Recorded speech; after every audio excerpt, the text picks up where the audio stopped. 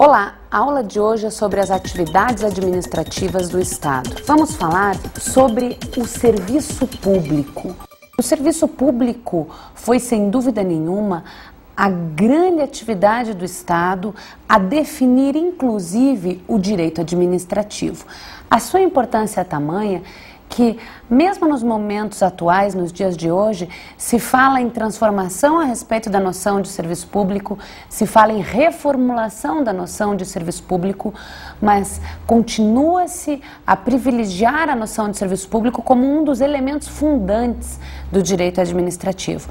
Por essa razão, essa é uma aula específica sobre esse tema, onde vamos abordar as diversas caracterizações do serviço público, sua principiologia específica e seu conceito variável, segundo uma série de questões políticas e estruturais do próprio Estado.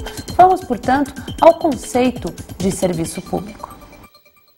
Celso Antônio Bandeira de Mello ensina que serviço público é atividade de oferecimento ou comodidade material fruível diretamente pelos administrados, prestado pelo Estado ou por quem lhe faça às vezes, em face de serem reputadas imprescindíveis à sociedade, sob um regime de direito público. Como pudemos observar, Celso Antônio Bandeira de Mello exemplifica o conceito de serviço público através da noção de uma comodidade material. É importante que se frise, porque essa é uma questão bastante repetida em avaliações de exames de ordem ou em qualquer outro concurso público em relação à natureza jurídica da atividade administrativa de serviço público. O serviço público é uma comodidade material porque se traduz numa prestação para o cidadão. Há uma obrigação de fazer em relação ao Estado. O Estado deve realizar uma determinada atividade em favor do interesse do cidadão, do interesse público. Por isso que Celso Antônio Bandeira de Mello e todos os demais doutrinadores em direito administrativo definem serviço público através dessa ideia de comodidade material. O serviço público necessariamente, a partir desta noção conceitual, vai definir algo que melhora a tua vida enquanto cidadão, algo que vem acrescentar, a melhorar as suas condições de existência. Então, nós poderíamos citar como serviço público o serviço de saneamento básico, o serviço de rede de água e de esgoto, de iluminação pública, de energia elétrica. São serviços públicos que vêm para implementar a tua condição de cidadão com dignidade. Serviço público está intimamente ligado à ideia de dignidade da pessoa humana. Por isso, todos os doutrinadores partem da mesma premissa conceitual. Serviço público é uma comodidade material, é algo que te melhora a vida, é algo que te acrescenta, é um plus na sua existência oferecido pelo Estado. Desmembrando esse conceito, o serviço público como comodidade material prestada pelo Estado ou por quem lhe faça às vezes. Há uma noção muito clara de que existem algumas atividades que são de obrigação do Estado, não necessariamente de exclusiva obrigação, mas são de obrigatória presença do Estado, razão pela qual existirão serviços públicos, e veremos na sequência da aula, que serão diretamente prestados pelo Estado, assim como existirão serviços públicos que são indiretamente prestados pelo Estado, são prestados por particulares, num regime controlado pelo Estado, sob a titularidade do Estado, cuja execução apenas é repassada ao particular. Por isso, Celso Antônio Bandeira de Mello, no conceito dele, define comodidade material prestada pelo Estado ou por quem lhe faça às vezes, por quem atue em nome do Estado. Um particular, geralmente num contrato de concessão, num contrato de permissão, ou hoje nós podemos falar ainda em algumas autorizações, segundo o novo modelo que veremos no decorrer da aula. O conceito de serviço público ainda traz dentro dessa proposta, repetindo, comodidade material, algo que melhora a sua vida, prestada pelo Estado por quem ele faça às vezes, porque há um vínculo entre o Estado e o cidadão, há um dever jurídico constitucional nessa questão, a Constituição determina ao Estado a prestação de serviços públicos, Num regime de direito público, é importante salientar essa noção, o serviço público é uma atividade pública, uma atividade administrativa pública, razão pela qual o regime jurídico administrativo público é o que vai orientar a sua prestação. Por isso veremos ainda na aula de hoje os princípios específicos do serviço público que caracterizam esse regime jurídico público, certo? Repetindo, comodidade material prestada pelo Estado ou por quem ele faça às vezes num regime de direito público. E por fim, uma informação bastante relevante, o serviço público tem como objetivo buscar melhorar a sua vida enquanto cidadão, buscar atender o interesse público, buscar atender o bem comum, a dignidade da pessoa humana. Nessa perspectiva, todo o serviço público tem uma finalidade de interesse público prevista na norma, prevista na Constituição Federal, prevista no ordenamento jurídico a ser cumprida. Dentro desse contexto, nós só poderíamos enquadrar uma atividade como serviço público quando ela preencher esses requisitos. Tem que se tratar de uma obrigação positiva de fazer, uma comodidade material, ofertada pelo Estado ou por quem lhe faça às vezes, num regime de direito público e necessariamente voltada ao atendimento de um interesse público relevante definido no ordenamento jurídico. Essa noção conceitual é repetidamente cobrada em concursos públicos. Por isso eu repito, é importante, e eu diria talvez a informação mais importante da aula é o conceito de serviço público, porque esse conceito traz imbricado dentro de si uma série de outras informações que levam a todo o conjunto de estudo do serviço público. É uma informação relevante que precisa ser memorizada. Por isso eu repito, é importante, e eu diria talvez a informação mais importante da aula é o conceito de serviço público, porque esse conceito traz imbricado dentro de si uma série de outras informações que levam a todo o conjunto de estudo do serviço público. É uma informação relevante que precisa ser memorizada. Falando na sequência sobre serviço público, não é possível que se ensine o conceito de serviço público sem desmembrar os elementos que o compõem.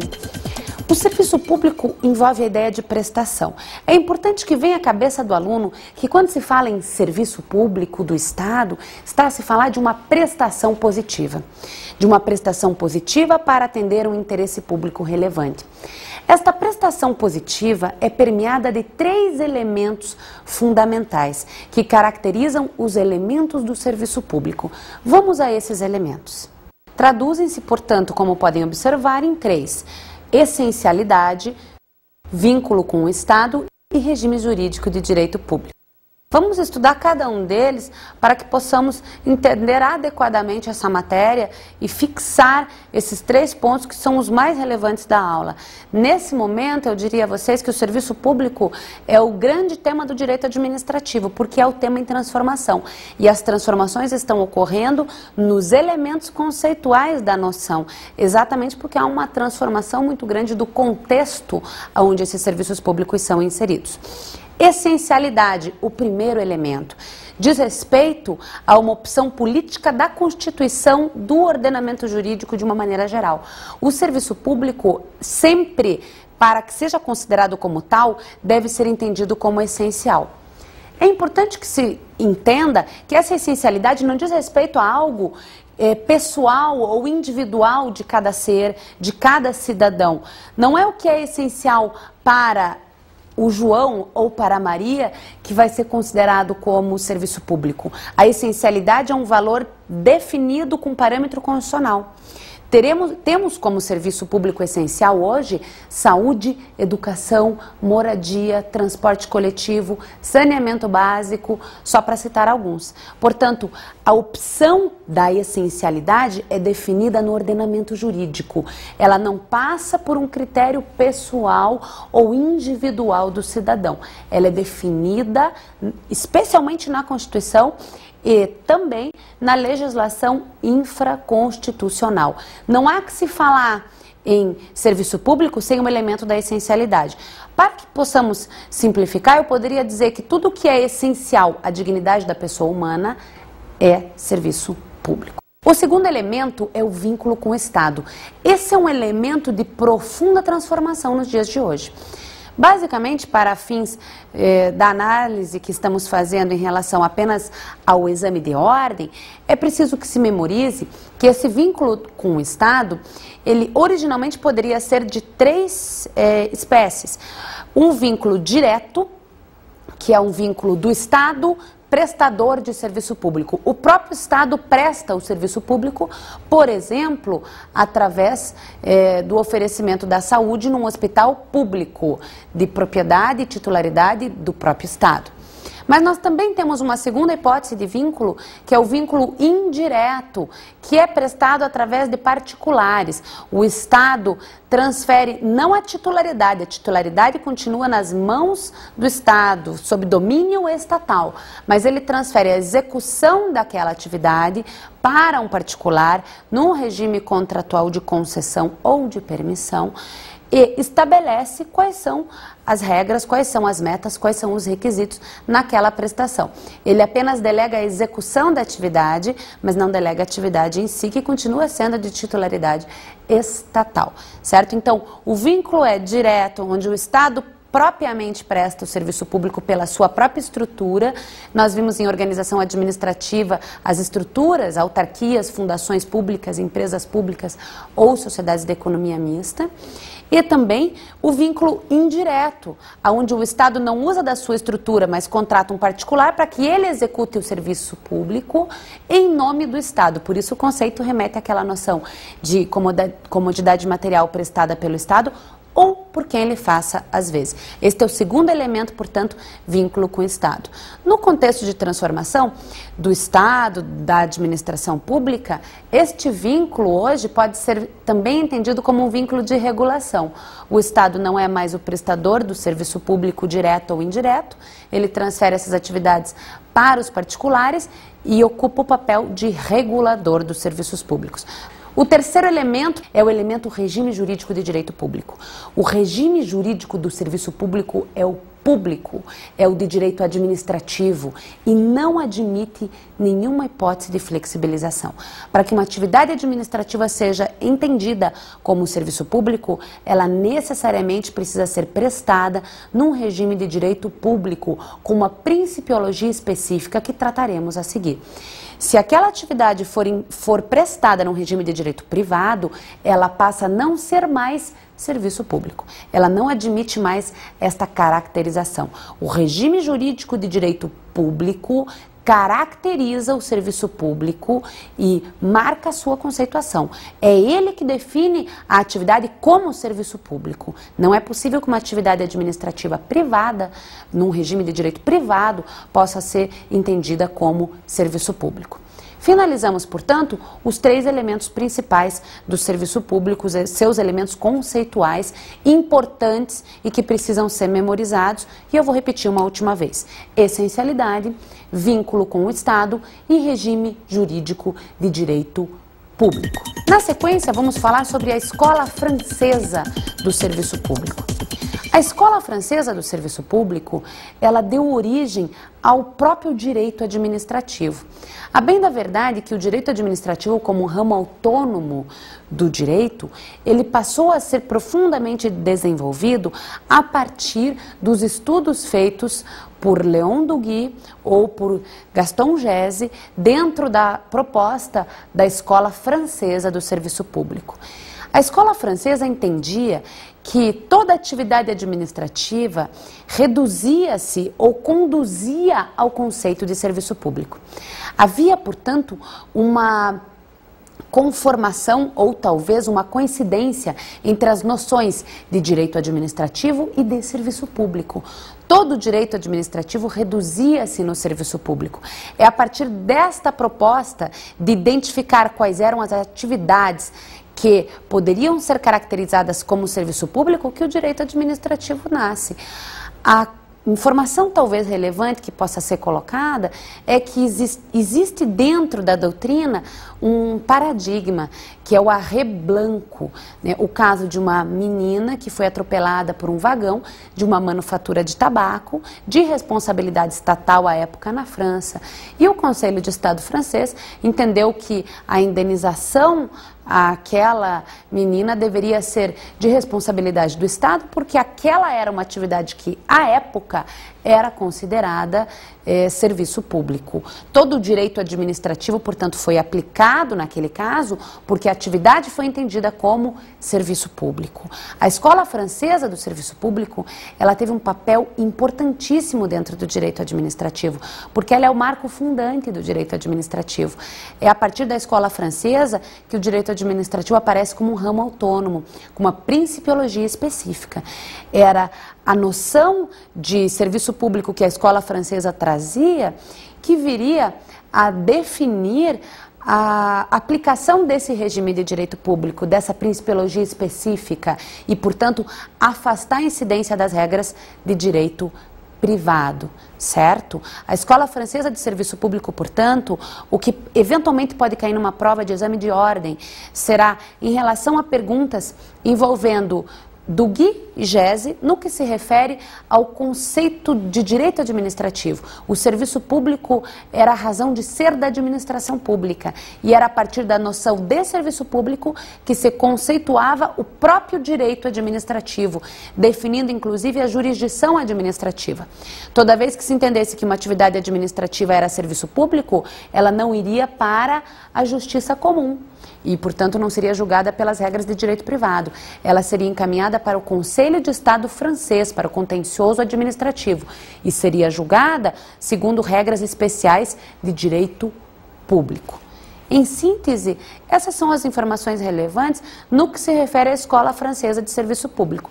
É importante que se memorize que essa escola deu origem ao direito administrativo como um ramo autônomo, que reconheceu no serviço público uma atividade específica do Estado e, a partir desse reconhecimento, lhe otorgou uma principiologia específica. Duguy falava que o serviço público era uma atividade administrativa relevante, mas também pontuava que a administração pública e o direito administrativo eram marcados pelo poder. A partir, portanto, deste contraponto, nós temos como atividades administrativas relevantes a ideia de prerrogativa de poder, que nós veremos em poder de polícia, e a ideia de serviço público. A Escola Francesa do Serviço Público contribuiu enormemente para a formação do direito administrativo moderno, tal qual o concebemos hoje. A crise da noção de serviço público e a sua contestação, ela na realidade passa por uma crise na própria concepção do Estado. Não é o serviço público que está em crise, mas o modelo de Estado vigente até então. A década de 90 é uma década permeada por um processo de reformulação estatal. Este processo de reformulação estatal afeta a noção de serviço público por razões muito óbvias. A ideia de serviço público é de uma atividade que é exercida pelo Estado ou por quem ele faz às vezes e, portanto, direcionada ao Estado, voltada a uma execução estatal, direta ou indireta. Na medida em que se questiona as atividades do Estado, por óbvio que haverá também um questionamento em relação ao serviço público. A crise da noção passa pela avaliação ou pela reavaliação dos elementos conceituais. Basicamente, eu posso dizer a vocês, alunos, que o elemento essencialidade permanece intacto, com a ideia de vínculo com a dignidade da pessoa humana. Continua a proposta de opção política da Constituição e das leis voltada à dignidade da pessoa humana. No que se refere aos demais elementos, nós temos alguma alteração. As transformações no modelo do Estado alteraram, em alguma medida, os elementos do serviço público. Na medida em que o Estado deixa de atuar em algumas atividades, e nós vimos na década de 90 um processo de privatização de entidades estatais e de desmonopolização, onde o Estado deixa de ser o detentor exclusivo sobre uma determinada atividade e repassa essas atividades para os particulares, nós temos uma alteração no elemento vínculo com o Estado e também, em alguma medida, no elemento regime jurídico.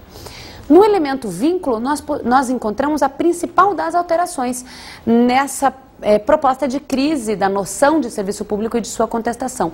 Porque o Estado deixa de atuar como prestador direto cada vez mais, né? Ele privatiza suas estatais e transfere esses serviços públicos ou para o mercado ou para a iniciativa privada num regime de concessão e permissão. E, portanto, ele deixa de assumir o papel de prestador de serviços públicos e passa a ocupar um outro papel, o de regulador dos serviços públicos. Nessa perspectiva, o Estado deixa de atuar diretamente ou indiretamente na prestação deste serviço público, transferindo esse serviço público para o particular e passa a atuar na regulação do serviço público. Essa regulação se dá hoje através daquelas estruturas que estudamos, as agências reguladoras de serviços públicos. O Estado deixa de atuar diretamente ou indiretamente para buscar, através de controle, normatização e regulamentação jurídica e técnica, o objetivo do atingimento do serviço público aos cidadãos. Portanto, a crise não é da noção em si, mas da própria concepção do Estado. Mudou o modelo de Estado, razão pela qual faz-se necessário mudar o conceito de serviço público. O elemento regime jurídico de direito público não se altera em grandes medidas, exatamente porque eu não posso admitir que uma atividade considerada serviço público possa ser gerida num regime de direito privado. Ou seja, repetindo, a crise da noção de serviço público é uma crise da proposta de Estado e afeta basicamente o elemento vínculo estatal. Na sequência, vamos falar sobre o serviço público como uma atividade material voltada ao interesse público. O serviço público destina-se única e exclusivamente a atender e satisfazer as necessidades da coletividade de forma adequada, atual, módica e contínua. Daí a sua caracterização como atividade material destinada ao alcance do interesse público. O serviço público como atividade material destinada ao atingimento do interesse público, ele vai condicionar, inclusive, esse processo de reforma que mencionamos, ou de crise da noção. Só haverá serviço público quando pudermos vislumbrar que o interesse público vai ser atingido ao final daquela atividade. Significa dizer, portanto, que toda vez que tivermos, por exemplo, uma atividade que, ainda que possa ter uma roupagem de serviço público, mas que não diretamente reflita no interesse público, ela não poderá ser caracterizada como tal. Exemplo é o serviço público de telefonia. Podemos mencionar que o serviço público de telefonia fixa é considerado serviço público pela natureza da atividade, pelo bem-estar que proporciona. Mas não poderíamos mencionar que a atividade de serviço público de telefonia celular poderia ser entendida como tal. A realidade é que eu teria que, inclusive, reformular minha frase. Eu não poderia dizer que esta é uma atividade de serviço público. Deveria dizer que é uma atividade econômica e que, portanto, pode ser gerida num regime de direito privado. Um outro exemplo é o da televisão. A televisão aberta é entendida como serviço público. A TV a cabo é entendida como atividade econômica. Por isso, é importante definir o serviço público como uma atividade destinada ao atingimento do interesse público. A mesma atividade telefonia pode gerar um regime de direito privado ou um regime de direito público. A mesma atividade televisão pode gerar um regime de direito privado ou de direito público. Basta, para que nós possamos enquadrar essa atividade num ou no outro regime, definir se ela atinge o interesse público ou não. TV a cabo presta algum serviço ao interesse público de maneira geral? Não, mas ao interesse individual dos cidadãos, razão pela qual é atividade econômica e não serviço público. O mesmo raciocínio se aplica à telefonia celular. Com isso, fixamos que somente é serviço público a atividade que estiver diretamente relacionada com a consecução de um interesse público. Na sequência, falaremos sobre as atividades essenciais e as atividades passíveis de delegação. As atividades essenciais e aquelas passíveis de delegação, elas dizem respeito a uma classificaçãozinha do serviço público próprio ou serviço público impróprio. ou poderíamos também dizer serviços públicos uti singuli e serviços públicos uti universi. São atividades passíveis de delegação aquelas que não possuem um regime onde o Estado deve necessariamente atuar, mas ele pode delegar a terceiros a execução daquela atividade. Seriam atividades essenciais e que, portanto, exigem a presença do Estado e poderiam também ser denominadas como atividades próprias, aquelas que, ainda que exista um particular atuando, o Estado tem que manter a sua própria estrutura. Por isso, poderíamos dizer que toda atividade essencial, ela é também denominada de uma atividade própria, exatamente porque o Estado tem como sua obrigação manter uma estrutura de prestação de serviços públicos naquela atividade. Um exemplo bastante comum é o de saúde. Ainda que tenhamos hospitais particulares, é imprescindível que o Estado mantenha um hospital público às suas expensas e dentro da sua estrutura para atender os usuários de serviço público. Um outro exemplo é o de educação, onde nós temos universidades particulares, mas temos também universidades públicas, onde o Estado não pode deixar de atuar. Essa é uma atividade essencial, também denominada atividade própria e, portanto, que não vai admitir que o Estado ausente-se completamente da sua prestação. Ele pode delegar também a prestação para o particular, mas ele não pode sair completamente dessa prestação. Ele não pode ausentar-se. A sua presença com a sua estrutura é importante e obrigatória. As atividades passíveis de delegação completamente são aquelas onde o Estado pode transferir na integralidade a execução da atividade, onde o Estado não necessita manter uma estrutura para aquela atividade. Hoje nós poderíamos mencionar que o serviço público de telecomunicação, ele é um serviço público impróprio, portanto, porque é um serviço público onde o Estado não mantém mais nenhuma estrutura. É um serviço público onde o Estado apenas regula, certo? Então, pode ser enquadrado como um serviço público passível de delegação. Não é próprio, porque o Estado não precisa atuar como prestador. O serviço público só é próprio quando o Estado precisa atuar como prestador de serviço público, ainda que atue ao lado do particular. Nós poderíamos dizer, de uma outra forma, que existem serviços públicos uti singuli e uti universi. O serviço público uti singuli, ou de utilidade singular, é aquele serviço público que tem um destinatário certo, o Estado consegue individualizar a prestação do serviço público e também consegue individualizar a medida da prestação. Por exemplo, o serviço público de energia elétrica. Eu consigo saber quem é o usuário que está utilizando do serviço público e quanto ele está utilizando. Por isso ele é um serviço público uti singuli, ou de utilidade singular, porque ele admite que eu consiga individualizar a prestação em si, né, a medida da prestação, e quem é o seu destinatário, quem é o seu usuário. Esse serviço público uti singuli normalmente é remunerado através de tarifas cobradas dos usuários. Por fim, o serviço público uti universi é aquele serviço público que, ao contrário do que acabamos de falar, não vai admitir uma conceituação pré-determinada.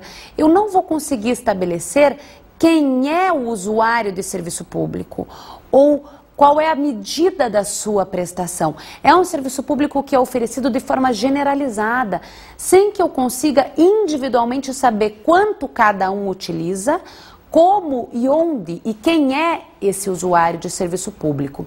Por exemplo, o serviço público de iluminação pública. Esses serviços públicos uti universi, eles são normalmente remunerados através da tributação em geral. Não podem ser remunerados através de tarifa, porque eu não sei quem é o usuário e não sei quanto esse usuário vai utilizar de iluminação pública.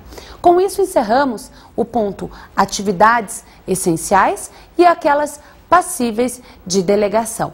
Vamos agora para uma parte significativa da nossa aula, a noção e o estudo dos princípios específicos do serviço público. Vamos a eles. A configuração clássica do serviço público corresponde a uma principiologia específica, caracterizadora do regime de direito público. De fato, Toda atividade de serviço público necessariamente deve obedecer aos princípios da eficiência, continuidade, atualidade, generalidade, impessoalidade, modicidade e adequação. O regime jurídico do serviço público traz uma principiologia específica. Vamos trabalhar cada um dos princípios específicos do serviço público. Eficiência é o primeiro princípio específico do serviço público. Nós já vimos esse princípio em relação ao regime jurídico administrativo. A ideia da eficiência é que o serviço público tenha o melhor aproveitamento possível, seja prestado dentro de um padrão mínimo de qualidade e dentro de uma proposta de atender o melhor e o maior número possível de usuários. A eficiência é um dado que vem a potencializar a prestação dos serviços públicos e é bastante relevante para a definição do nosso último princípio, que é o serviço público adequado. O próximo princípio é o princípio da continuidade.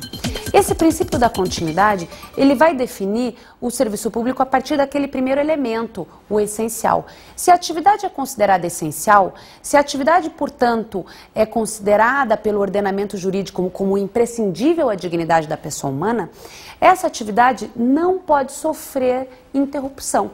A proposta da continuidade é do obrigatório desempenho dessa atividade pública. O serviço público é essencial, só por isso é caracterizado como tal, razão pela qual não admite solução de continuidade, ele não admite interrupção, ele deve ser prestado de forma contínua, regular e ininterrupta. Isso vai induzir a restrições aos direitos de greve dos servidores públicos e a restrições, inclusive, no que se refere à própria prestação e a possibilidade de interrupção, inclusive em caso de inadimplemento. O princípio seguinte, relativo ao serviço público, é o princípio da atualidade. Pelo princípio da atualidade, nós exigimos que o serviço público tenha um padrão mínimo de atualização tecnológica. Todo serviço público tem um padrão mínimo de qualidade definido pelo princípio da eficiência. Por óbvio que deve haver um contraponto. A atualização não pode comprometer o preço, o custo da tarifa. E nós teremos que ter um serviço público em padrões atuais de tecnologia, no que se refere à medicina, à saúde, à educação, enfim, a todas as atividades com o serviço público, mas que não sejam também onerosas a tal ponto de inviabilizar o acesso ao serviço público. A atualidade, portanto, diz respeito a um dado de qualidade, voltamos à proposta da qualidade, mas dentro de um padrão de razoabilidade. Não é possível o maior nível ou o melhor nível de atualidade dentro de uma determinada atividade que inviabilize a própria prestação. Por isso é importante falar também de modicidade da tarifa. A modicidade da tarifa diz respeito a uma relação de equilíbrio. A tarifa que o usuário do serviço público vai pagar para ter acesso ao serviço público deve ser módica, significa dizer, deve haver uma relação de equilíbrio entre o custo e o lucro. O serviço público não é uma atividade que admite o lucro, razão pela qual o Estado controla o lucro que o concessionário, que o particular poderá ter. O Estado, quando presta atividade, não cobra lucro, não pode ter lucro, e o particular, quando a executa sob um regime de lucro controlado. A modicidade da tarifa diz respeito a uma tarifa acessível, a uma tarifa módica e, portanto, que cubra o custo do serviço com um lucro razoável, certo? Essa é a noção de modicidade. Vamos falar ainda de generalidade. Todo serviço público deve necessariamente ser prestado de forma geral. Significa dizer que não se admite uma restrição a determinados usuários. Os serviços públicos devem ser prestados a todos os usuários indistintamente. Por isso a generalidade diz respeito a uma prestação indistinta, a uma prestação igual e geral a todos. decorrência do princípio da igualdade. Por fim, vamos falar ainda do princípio da impessoalidade. Já falamos sobre este princípio no regime jurídico administrativo. Dentro do serviço público, traz a noção de que não se admitem discriminações no serviço público. Eu não posso selecionar usuários e privilegiá-los de alguma forma. Eu não posso estabelecer metas de qualidade para uma determinada região ou para uma determinada parcela de usuários e não estabelecer estas mesmas metas para outra parcela. A impessoalidade, ao lado da generalidade, diz respeito a uma prestação de serviço público a todos e de forma igual. O último princípio da aula de hoje é o princípio da adequação. Ele foi colocado ao final exatamente porque se trata de um princípio que se constitui num conceito jurídico indeterminado. Ele não tem uma pré-determinação.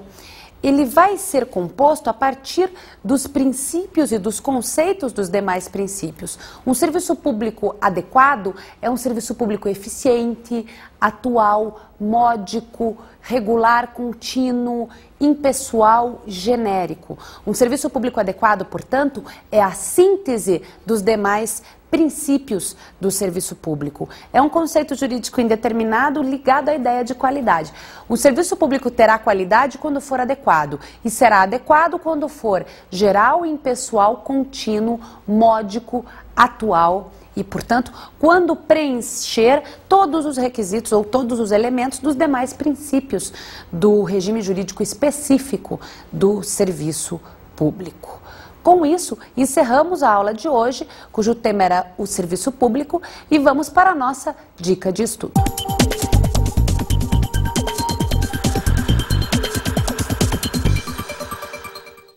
A minha dica de estudo para a aula de hoje é a memorização do conceito de serviço público e dos princípios específicos do serviço público. Também é importante a distinção entre serviço público uti singuli e uti universi. Essas são da matéria as questões que eventualmente poderão cair no exame de ordem. Com isso, eu me despeço e até a próxima aula.